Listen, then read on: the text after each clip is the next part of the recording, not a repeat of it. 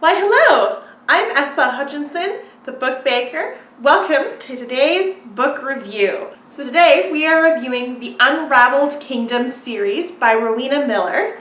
And this is an amazing series. I love it. It is so good. So it has 3 books in this series. It has Torn, Fray, and Rule. And so this book is about sewing, magic, and revolution. Now, I loved this series. In fact, I love it so much, it has earned a place of honor on my lovely teacup bookshelf. A fantasy world that feels really realistic, and it's got all this beautiful, sweet, yet exciting homespun magic with this really unique magic system. And I love how it blends certain aspects of historical fiction into it, because to get a better picture of the books, I'm going to read the book jacket for the very first one, and then you can really get a better sense of this story. Sophie, a dressmaker and charm caster, has lifted her family out of poverty with a hard-run reputation for beautiful ball gowns and discreetly embroidered spells. A commission from the royal family could secure her future and thrust her into a dangerous new world. Revolution is brewing, and Sophie's brother Christos rises into prominence in the growing anti-monarchist movement. It is only a matter of time before their fortunes collide. When unrest erupts into violence, she and Christos are drawn into a deadly magical plot. Sophie is torn between her family and her future. As you can see, it's quite an excellent book.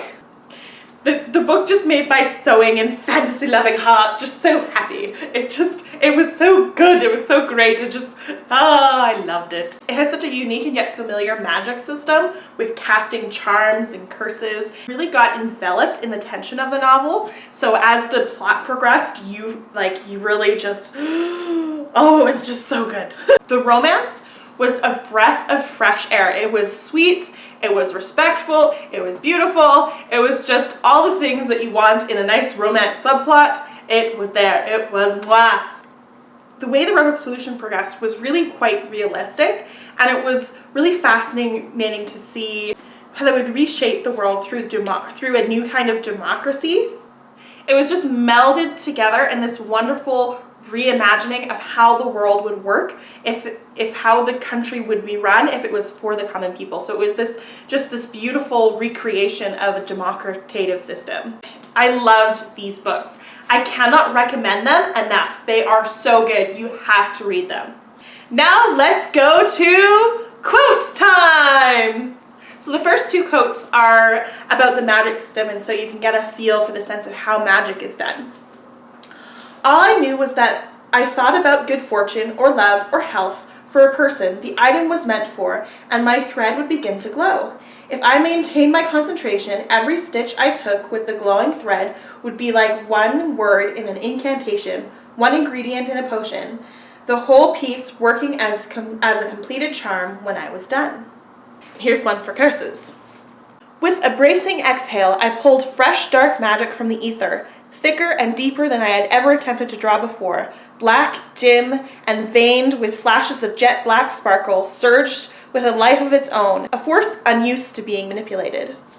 And then this last one is from something the main character Sophie said when the country started to be regoverned.